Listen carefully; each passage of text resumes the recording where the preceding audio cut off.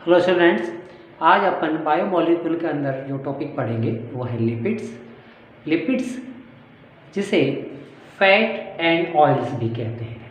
वसा जो चिकनी होती है, नॉर्मली अपन जानते हैं दूध भी प्रोटीन है, वो भी है, लेकिन उसमें भी चिकना।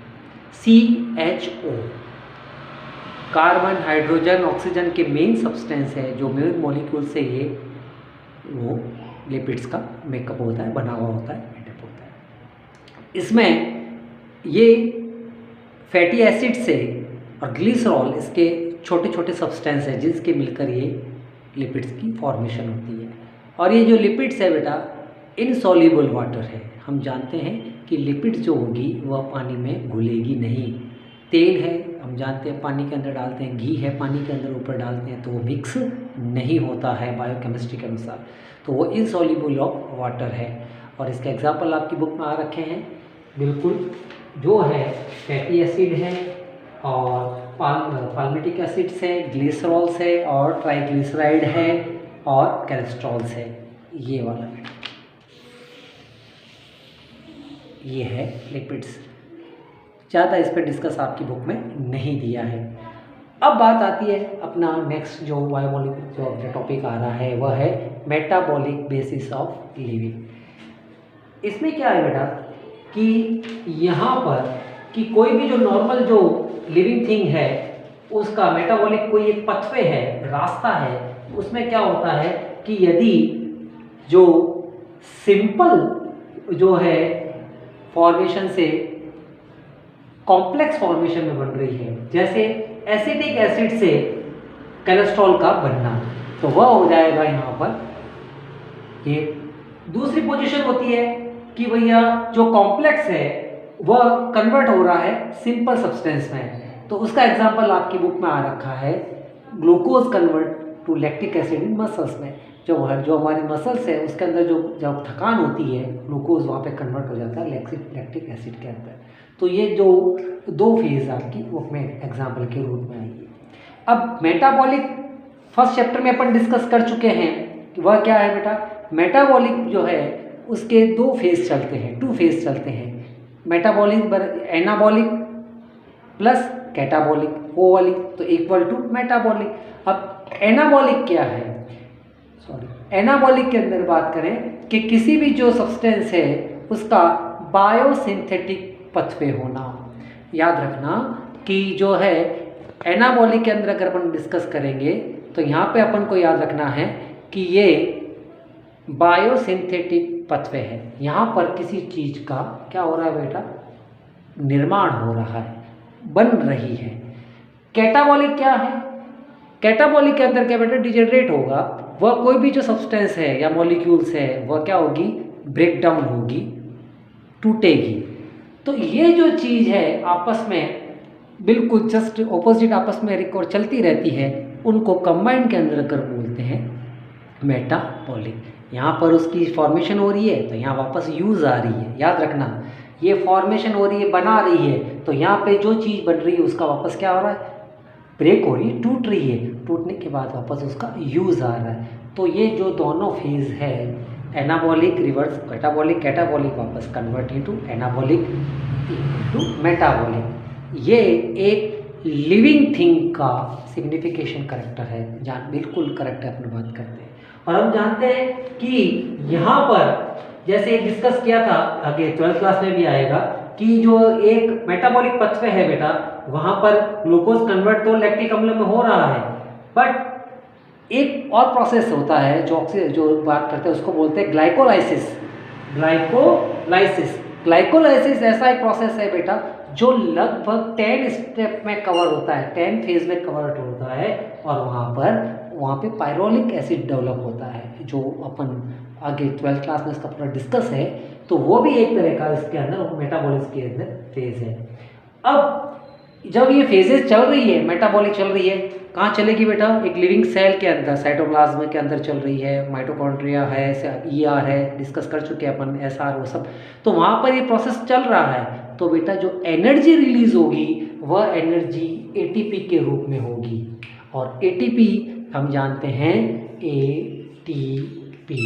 ATP कौन है, एडिनोसिन ट्राइफॉस्फेट, एडिनोसिन ट्राइफॉस्फेट। और ये क्या कहलाती है बेटा, ये हमारी जो है एनर्जी की कॉइन कहलाती है। जिस प्रकार से हमारे सिक्के होते हैं जो इकोनॉमिक के अंदर, तो उसी प्रकार से बॉडी की है जो एनर्जी के कॉइन है वह है एटीपी के रूप में बनती है।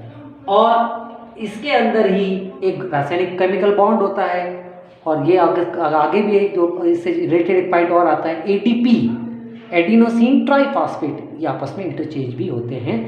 अब नेक्स्ट क्लासों के अंदर क्या होगा बेटा कि इनकी पूरी की पूरी अगर एक साथ अगर इसका डिस्कस होता है, उसकी स्टडी होती है, तो उसे बेटा बोलते हैं बायो एनर्जेटिक्स। जब हायर क्लास के अंदर इस पूरे प्रोसेस को अगर अपन पढ़ेंगे तो वो होगा बायो एनर्जेटिक। ठीक है, तो ये तो हो गया हमारे पास में मेटाबॉलिक बेसिस ऑफ लिविंग। आपकी बुक में क्या हो रखा है बेटा कि लिपिड्स को, प्रोटीन को और कार्बोहाइड्रेट को बताया था मैंने, वो थोड़े डिफरेंट अलग अलग पोर्शन में से ही किया हुआ है। अपन ने एक साथ डिस्कस किया, एक साथ उसको पढ़ा है। अब इसी से जुड़ता हुआ टॉपिक आ रहा है वह है प्राइमरी मेटाबॉलिट्स और सेकेंडरी मेटाबॉलिट्स। वो देखिए बेटा इधर ये रहा।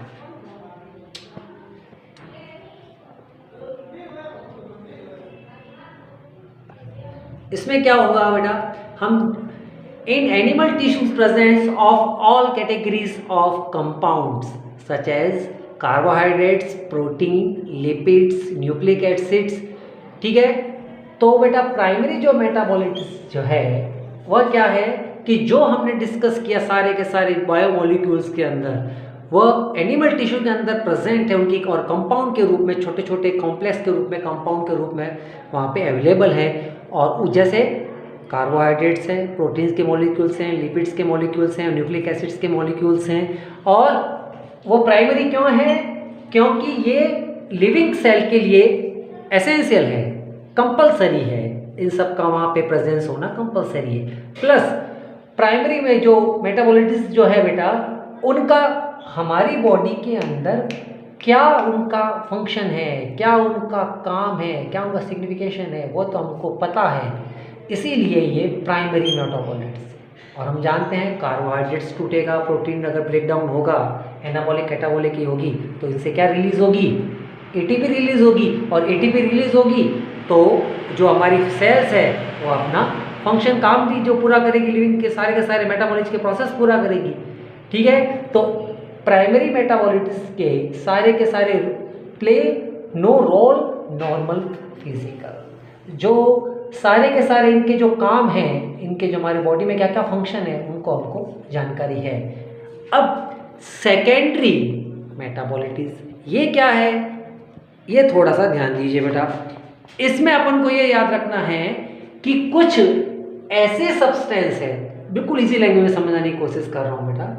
सेकेंडरी मेटाबॉलिट्स जो है किन्हीं फंगस में, प्लांट्स में, एल्गी में, वे प्रोड्यूस तो हो रहे हैं उनमें, लेकिन उन प्लांट्स के लिए, उनके लिए उनका क्या फंक्शन है वो हमको अभी तक जानकारी नहीं है।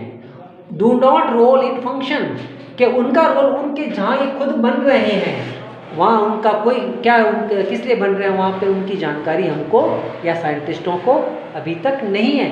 But way useful for the human welfare, लेकिन वे मानव के लिए, हमारे लिए बहुत ज़्यादा, हमारे लिए लाभदायक है, कल्याणकारी है। जैसे कि प्लांट है या एल्काइल्स है, जो सॉरी प्लांट्स है या फंगस है या एल्गी है या कोई बैक्टीरिया में जैसे बात भी कर सकते हैं, उनको अंदर एल्कलॉइड्स, प्लांट्स में रबर, एसेंशियल ऑयल, एंटीबायोटिक्स और कलर्ड पिगमेंट, ये सब एग्जाम्पल है, वो कहलाते हैं सेकेंडरी मेटाबॉलिट्स।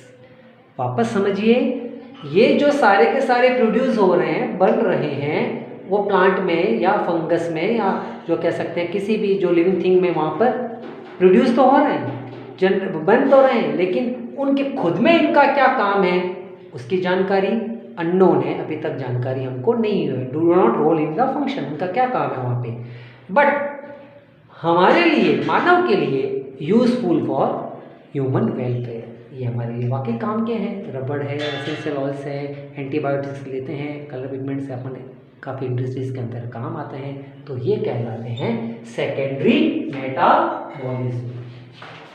अब इसमें क्या होगा, ये थोड़ा सा आपको ये स्ट्रक्चर है और इसमें यहाँ पे नोटिस करना पड़ेगा बेटा, एक टेबल आ रखी है आपकी बुक में, ये वाली। इस टेबल के अंदर आ रहे जैसे पिगमेंट्स हैं, कैरोटीनाइड्स हैं, एंथ्रोसाइनिन्स है, एल्कलाइड्स जो हैं वो मॉर्फिन और कोडीन के रूप में है। ये क्या है बेटा, ये हमको तरह तरह के प्लांट से अवेलेबल हैं, ये सारे सेकेंडरी के रूप में काम आ रहे हैं, लेकिन वहाँ तो इनका कोई यूज़ उन प्लांट के लिए खुद का क्या काम है वो तो जानकारी नहीं है, लेकिन हम इन प्रोडक्ट से हमारे ह्यूमन में कहीं ना कहीं उसके यूज़ आ रहे हैं। ये पॉइंट इंपॉर्टेंट है। एसेंशियल ऑयल्स हैं, लेमन है, ग्रास है, ऑयल है, ये है टॉक्सिन्स हैं, ये है लेक्टिन्स है, ड्रग्स, बिल्कुल ड्रग्स मतलब यहाँ पे ड्रग्स का मतलब बेटा जो अपन कह सकते हैं दवाई के रूप में है, ठीक है। और पॉलीमर सिंथेटिक, रबर, गम जो गोंद आ रहा है हमारे पास में, और सेलुलोज। तो ये बहुत अच्छी एक छोटी सी टेबल है, उसको आपको जरूर ध्यान रखना है, इसको भी नोटिस करना है, सेकेंडरी मेटाबॉलिज्म। क्लियर? ठीक है बेटा। अब अपन आगे नेक्स्ट डिस्कस करेंगे अगले टॉपिक के बारे में। थैंक्स।